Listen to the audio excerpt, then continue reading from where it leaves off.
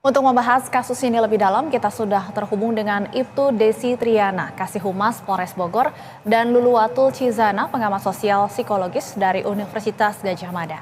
Selamat sore Ibtu Desi dan Mbak Lulu. Selamat sore, Mbak Stefani. Terima kasih sudah bergabung di Berita Satu Sore. Saya ingin ke Ibtu Desi terlebih dahulu. Baik, Bu Desi, saat ini untuk korban dan ketiga anaknya sedang berada di mana dan apakah kondisinya saat ini seperti apa? Apakah sudah dalam kondisi yang aman? Baik, Mbak Stefani, kami jelaskan di mana korban Ibu IN dan ketiga anaknya, alhamdulillah sudah kita amankan di rumah aman. Jadi sudah aman untuk korban dan ketiga anaknya. Kondisinya sendiri secara fisik maupun secara psikologis saat ini seperti apa, Bu Desi? Apakah masih ada trauma mungkin yang dialami oleh korban?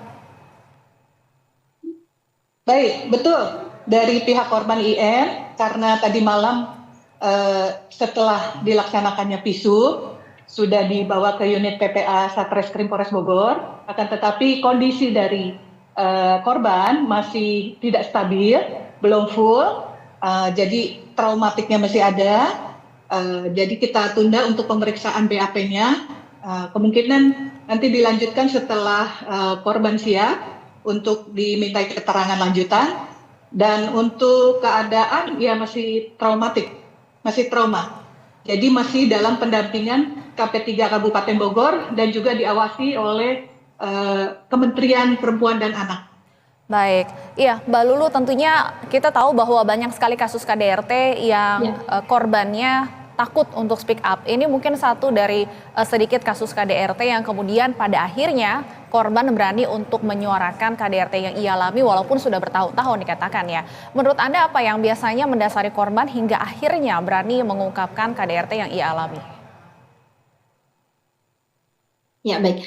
Baik, terima kasih Mbak Stefani. Pada kasus KDRT memang betul ya, sangat sulit begitu korban sampai kemudian berani melapor. Itu kasus yang biasanya ditemui seperti itu. Nah, kalau sampai kemudian melapor, saya kira ini sudah melewati satu batas toleransi dari korban itu, atau ada kekhawatiran tersendiri dari korban yang lebih besar dibandingkan dengan ketakutannya. Jadi biasanya yang membuat korban resisten untuk kemudian tidak melapor di antara mungkin kekhawatiran-kekhawatiran tentang kondisi pernikahan, kondisi anak, dan seterusnya. Barangkali ketika kemudian pelaku menyakiti anak, nah itu mungkin kemudian menyentuh aspek naluri ibu ya, kemudian akhirnya memberanikan diri untuk melapor. Barangkali itu kekhawatiran terhadap kondisi anak itu. Baik, jadi ini mungkin sering ditemukan dalam kasus-kasus di mana akhirnya berani untuk melapor ketika sudah anak juga turut menjadi korban, begitu ya Mbak Lulu? Iya, betul, betul. Ya, baik, karena sebenarnya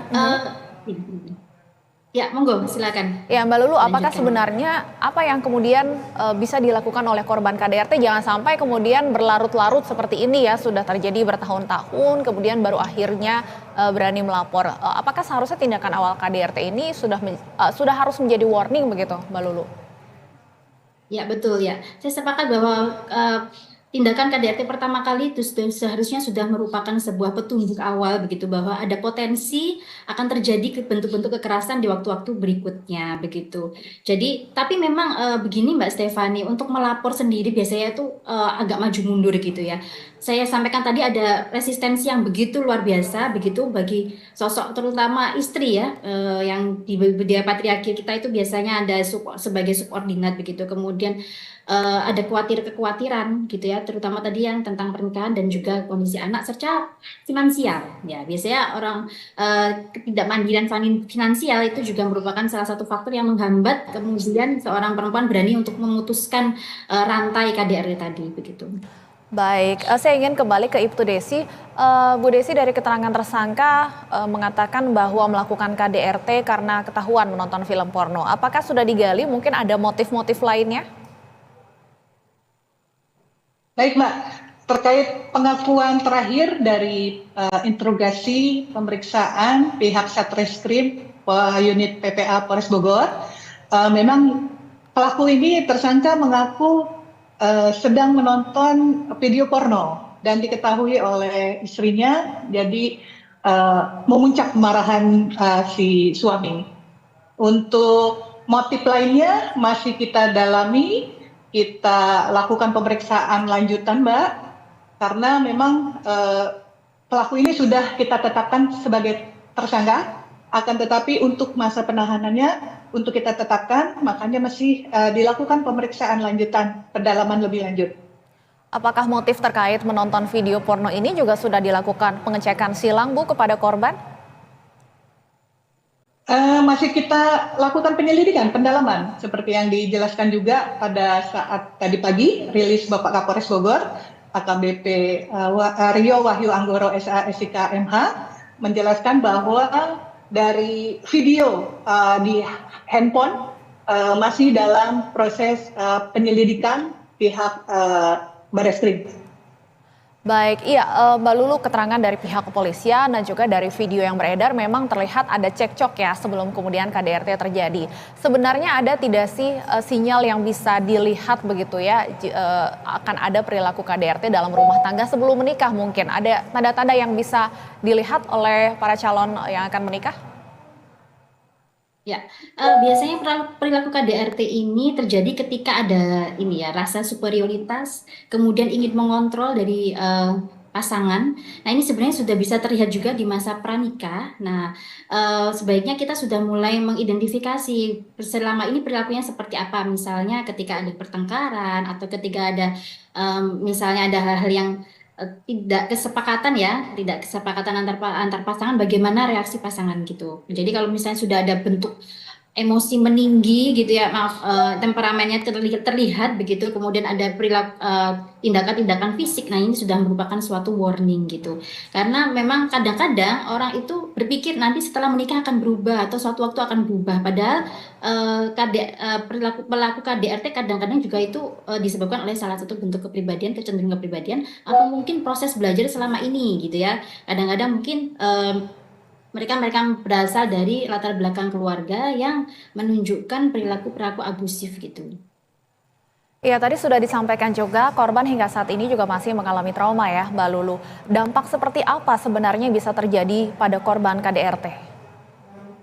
Ya, terutama mereka akan sangat wajar kalau kemudian mengalami semacam trauma psikologis, apalagi ini disampaikan sudah 5 tahun, sangat panjang sekali. Saya yakin berkali-kali ya. Karena tadi juga saya baca beritanya sudah puluhan kali begitu. Jadi kita bisa bayangkan betapa berat gitu trauma psikologis yang mungkin akan dialami oleh korban dan juga anak gitu ya. Apalagi kalau anaknya itu menyaksikan. Biasanya anak itu akan terkoneksi juga ya dengan emosi ibu gitu, sehingga sehari-hari itu akan mengalami juga semacam trauma tidak langsung kalau misalnya anak tidak terlibat secara langsung. Tapi karena ada interaksi dengan ibu, biasanya kita juga harus memperhatikan kondisi anak begitu. Baik, Ibtu Desi, dalam video yang beredar juga terlihat ada kekerasan yang dialami oleh anaknya ya, yang masih bayi. Kondisi dari bayi tersebut saat ini seperti apa? Apakah juga mengalami luka akibat kekerasan tersebut? Baik, Mbak, untuk bayi yang berumur masih 1 minggu, memang terlihat dalam video tersebut kemungkinan tertendang dari kaki sang ayah si pelaku. Akan tetapi untuk dilakukan visum, kebetulan karena kondisi ibu bayi masih dalam keadaan masih belum full karena masih trauma dan mungkin masih dalam keadaan sakit, pusing dan sebagainya. Jadi untuk bayi masih belum bisa dilakukan visum, Mbak. Jadi nunggu nanti setelah ibunya agak bisa sehat, bisa memberikan penjelasan kepada kepolisian untuk dilakukan visum. Demikian. Baik, disampaikan memang kalau untuk korban sendiri pemeriksaannya harus dilanjutkan nanti ya setelah mungkin kondisinya membaik. Kalau untuk saksi-saksi lain yang sudah diperiksa sejauh ini siapa saja, Ibtu Desi, dan apa saja hasil pemeriksaan para saksi? Baik, dari mulai kemarin kejadian sampai dengan tadi malam sudah ada sekitar 7 orang saksi, diantaranya pembantu rumah tangga dan saudara kerabat dari korban. Kebetulan memang ada di TKP lokasi rumah korban, dan 4 orang teman dari si pelaku yang berada di hotel yang pada saat ditangkap diamankan memang sedang berada di hotel bersama 4 orang teman lainnya.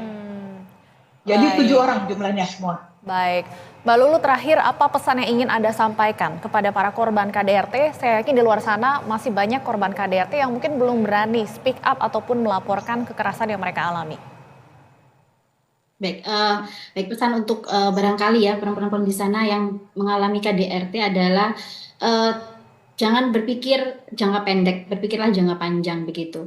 Artinya saat ini mungkin Anda berpikir bahwa suami nanti akan berubah begitu ya, tapi itu bukan hal yang mudah. Jadi kita sendiri harus menghargai diri kita sendiri dan juga masa depan anak-anak. Karena diakui atau tidak begitu, anak-anak akan tetap terdampak begitu. Semakin kita bertahan pada kondisi yang tidak kondusif bagi perkembangan anak-anak, maka itu akan membahayakan masa depan mereka. Dan bisa juga ada potensi anak akan menjadi pelaku kekerasan di masa berikutnya, itu yang harus kita waspadai begitu. Jadi kalau Anda sayang pada anak-anak, justru malah Anda harus sangat menghargai diri Anda sendiri, kemudian ya begitu, melaporlah begitu. Baik, terima kasih Mbak Lulu dan juga Ibtu Desi sudah berbincang bersama kami di Berita Satu Sore. Sehat selalu.